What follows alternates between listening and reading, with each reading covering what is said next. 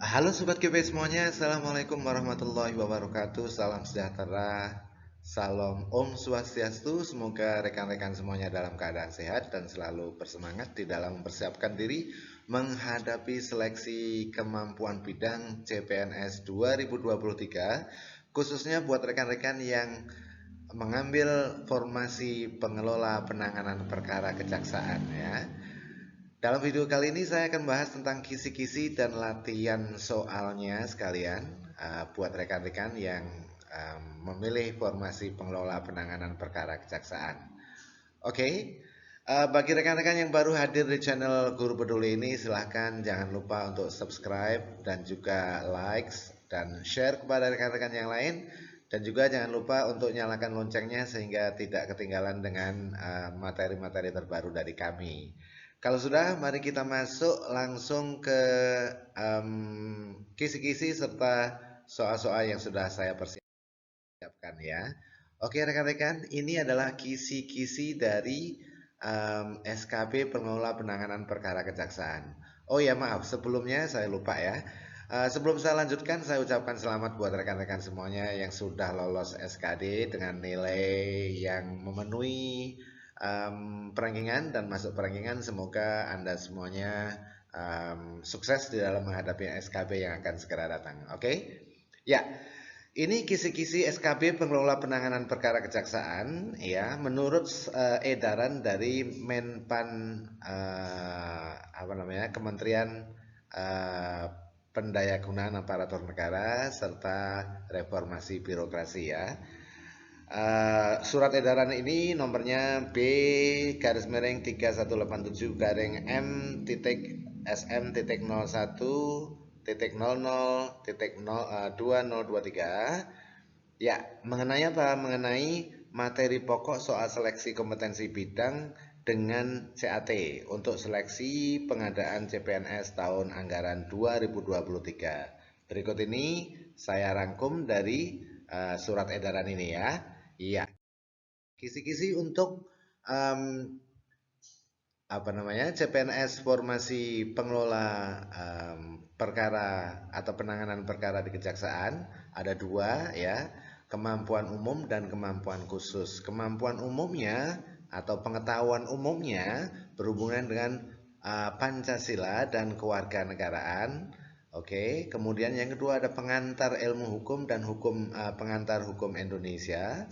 Kemudian juga pengetahuan Anda tentang geografi dan juga ekonomi, sejarah, sosiologi, seni budaya, olahraga, politik, agama, dan teknologi ya. Ini pengetahuan umum yang akan masuk di dalam SKP. Nah, mungkin teman-teman agak sedikit susah menebak ya soalnya seperti apa, supaya nggak bingung nanti kita latihan soal dengan yang sudah saya persiapkan ya. Oke.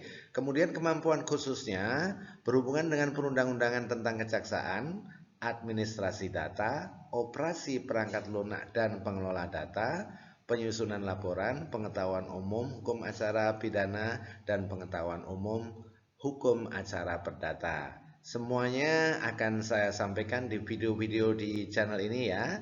Atau kalau buat rekan-rekan yang mau bimbingan belajar dengan kami, silahkan nanti hubungin di nomor telepon atau WA yang sudah saya siapkan di slide berikutnya ya. Oke. Mari kita langsung masuk ke soal-soal yang sudah saya persiapkan. Oke. Ya, soal pertama ini tentang Pancasila ya dan kewarganegaraan antara 1, 2, 3, 4. Saya nggak urut ya tadi ya membuat soalnya ya. Oke. Ya, soal yang pertama, fungsi Pancasila sebagai sumber dari segala sumber hukum berarti bahwa Pancasila berkedudukan sebagai titik-titik kecuali apakah Pancasila menjadi ideologi hukum Indonesia? Ya, betul. Kumpulan nilai yang harus ada di belakang keseluruhan hukum di Indonesia atau harus dimuat atau berlatar belakang kepada Pancasila, iya betul. Asas yang harus diikuti sebagai petunjuk dalam mengadakan pilihan hukum di Indonesia, iya benar. Suatu pernyataan dari nilai kejiwaan, oke, ya. Yang bukan adalah eko. Kalau eko ini ya pedoman bersikap dan berperilaku dalam kehidupan sehari-hari bagi setiap warga negara. Ini adalah Pancasila dalam fungsinya sebagai pandangan hidup bangsa Indonesia, bukan sebagai sumber hukum, ya. Oke. Jadi yang merupakan sumber hukum itu adalah A, B, C, D, ya. Oke. Kemudian soal nomor 2, yang menjadi alasan yuridis pembukaan UUD 45 tidak dapat diubah itu adalah karena apa? Rekan-rekan, coba pilih jawabannya. Iya, jawaban yang tepat adalah bravo. Kenapa? Karena di dalam pembukaan Undang-Undang Dasar 1945 itu terdapat Pancasila yang merupakan pokok kaidah negara yang fundamental. Oke. Ya, ini tentang soal Pancasila. Berikutnya soal tentang geografi ini ya, soal tentang geografi ya. Nomor 3, selain Provinsi Papua yang beribu kota di Jayapura dan Papua Barat yang beribu kota di Manokwari, Pulau Papua yang terletak di ujung timur Indonesia ini memiliki 4 provinsi lain. Berikut ini, kecuali, oke. Coba, yang mana rekan-rekan? Apakah ada Provinsi Papua Tengah? Iya, ada ya. Provinsi Papua Tengah beribu kota di Nabire, oke. Kemudian ada Papua Selatan, betul. Papua Pegunungan, iya, oke. Papua Barat Daya, iya. Jadi ini adalah 4 provinsi baru yang berada di Papua, hasil dari pemekaran dari 2 Papua yang sudah ada ya, 2 provinsi Papua yang sudah ada. Yang tidak ada itu Papua Timur. Kenapa? Karena Papua Timur itu adalah Papua Nugini atau PNG ya. Oke, ya. Negara lain itu ya. Oke. Sekarang soal nomor 4. Oke. Negara berikut yang tidak memiliki batas darat langsung dengan negara Republik Indonesia adalah, coba mana yang tidak ada, yang tidak berbatasan langsung daratannya. Oke. Apakah Timur Leste berbatasan langsung dengan Indonesia? Daratannya iya. PNG ya, saya sering sana dulu ya. Oke, kemudian Brunei, PNG itu Papua Nugini ya, rekan-rekan. Oke. Apakah Brunei? Iya. Malaysia? Iya. Di Kalimantan kita ada berbatasan darat dengan Malaysia dan Brunei. Yang tidak adalah Singapura. Jangan terkecoh ya. Singapura memang negara tetangga kita, tapi kita tidak berbatasan darat langsung dengan Singapura ya. Kalau laut ya, oke. Ya, berikutnya soal nomor 5. Penyelenggaraan pemerintahan yang demokratis yang melibatkan partisipasi masyarakat merupakan perwujudan dari nilai sila keberapa? Kerakyatan ya. Oke.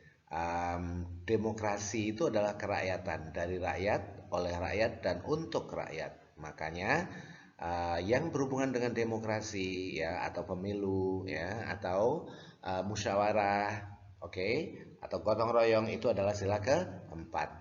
Ya. Soal berikutnya nomor 6. Berikut ini yang tidak termasuk tujuan hukum. Hukum itu dibuat dengan tujuan apa? Apakah dibuat dengan tujuan untuk mencapai perdamaian? Iya. Untuk meraih keadilan? Iya. Menjamin kepastian hukum? Iya. Hukum tidak dibuat untuk memperoleh kekuasaan ya, tapi hukum dibuat dengan tujuan untuk mencapai ketertiban masyarakat, menjamin kepastian hukum ya, mencapai keadilan bagi seluruh masyarakat gitu ya rekan-rekan. Oke, berikutnya soal nomor 7. Ya, apabila seorang WNI melakukan tindak pidana di luar negeri, maka pengadilan Indonesia yang berwenang mengadili adalah, apakah A, pengadilan negeri asal tempat tinggal pelaku tindak pidana, misalnya berasal dari Jakarta, berarti pengadilan negeri Jakarta, atau berasal dari Palembang, Sumatera Selatan, berarti pengadilan negeri Palembang, Sumatera Selatan. Apakah begitu? Atau pengadilan negeri Jakarta, atau pengadilan negeri yang ditempatkan di kedutaan besar di negara tersebut atau yang bersangkutan, atau di Mahkamah Agung? Iya. Jawaban yang tepat adalah di pengadilan negeri yang ditempatkan di kedutaan besar di negara yang bersangkutan. Oke. Kemudian nomor 8, ya, apa ini kira-kira nomor 8? Keputusan hakim yang terdahulu yang diikuti dan dijadikan sebagai rujukan oleh hakim-hakim lain di masa kini dan yang akan datang sebagai sumber hukum untuk memutus perkara yang serupa itu disebut jurisprudensi. Ini sudah masuk ke apa namanya, selain ketatanegaraan, ini sebetulnya apa namanya, pengantar hukum ya. Oke. Jadi jawabannya adalah jurisprudensi. Jurisprudensi itu apa? Jurisprudensi itu adalah keputusan hakim yang terdahulu yang digunakan sebagai rujukan oleh hakim-hakim sekarang dan yang akan datang. Gitu ya sobat semuanya. Ya, berikutnya soal nomor 9.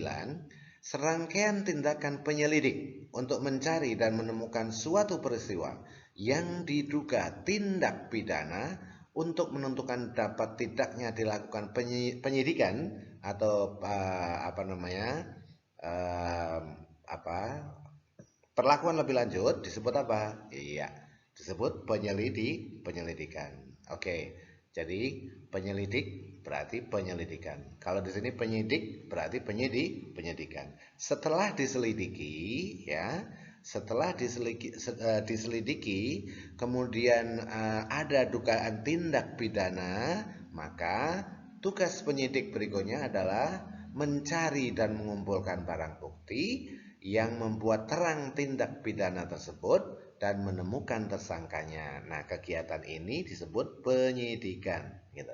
Jadi, kalau penyelidikan adalah serangkaian tindakan penyelidik untuk mencari dan menemukan suatu peristiwa yang diduga tindak pidana, kalau penyidikan adalah serangkaian tindakan penyidik untuk mencari dan mengumpulkan barang bukti yang membuat terang tindak pidana atau suatu tindak pidana. Begitu ya sobat semuanya. Oke, sebelum saya lanjutkan, buat rekan-rekan yang sedang mempersiapkan diri, ini ayo lulus ya. Ada bimbingan online SKB CPNS, pengelola penanganan perkara kejaksaan. Hanya dengan biaya Rp350.000, Anda dapat fasilitas soal PDF ya, beserta pembahasannya. Kemudian 5 kali kelas online Zoom. Oke, akses materi psikotes online, soal sesuai kisi-kisi terbaru, itu fasilitasnya ya.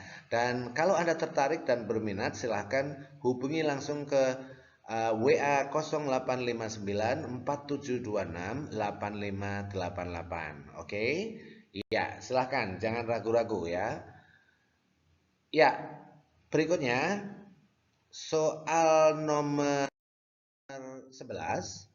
Program penegakan hukum dan HAM yang ada di Indonesia meliputi beberapa aspek, kecuali yang bukan merupakan program penegakan hukum apa? Dari A, B, C, D, dan E ini yang bukan adalah E ya. Penurunan upaya-upaya pemberantasan korupsi. Kalau penurunan bukan penegakan ya. Oke. Ya. Oke, berikutnya nomor 12. Perhatikan pernyataan-pernyataan berikut ini. 1. Hukum dikatakan memaksa karena memang harus ditaati dan dijalankan oleh setiap warga negara tanpa terkecuali. Betul nggak menurut Anda? Iya, menurut saya benar ya. 1 benar. Oke. Kemudian, hukum dikatakan memikat karena bagi siapa saja yang melanggar akan dikenakan sanksi dan tegas, bukan itu ya. Oke, ini yang tepat adalah 1 dan 4. Hukum dikatakan mengikat karena harus ditaati dan dijalankan oleh setiap warga tanpa kecuali. Jadi hukum itu bersifat memaksa dan mengikat. Itu artinya harus ditaati dan dijalankan oleh setiap warga negara tanpa terkecuali. Oke, jadi jawabannya adalah alfa 1 dan 4. Thanks for watching buat rekan-rekan semuanya. Jangan lupa untuk subscribe ya, karena saya akan mengupload video-video berikutnya. Karena soal tentang formasi khusus ini, formasi pengelola perkara kejaksaan ini ya, penanganan perkara kejaksaan ini materinya lumayan banyak ya. Selain itu ada yang berhubungan dengan arsip juga. Nanti akan saya tampilkan sendiri di video yang selanjutnya ya. Oke. Ya. Thanks for watching, semoga bermanfaat. Jangan lupa buat rekan-rekan yang tertarik atau mau meningkatkan kemampuan sehingga kemungkinan untuk lolos SKP dengan nilai tinggi terbuka, silahkan hubungi nomor WA yang sudah saya sebutkan tadi ya. Oke, thank you. Wassalamualaikum warahmatullahi wabarakatuh. Salam Om Swastiastu. Sampai jumpa di video berikutnya.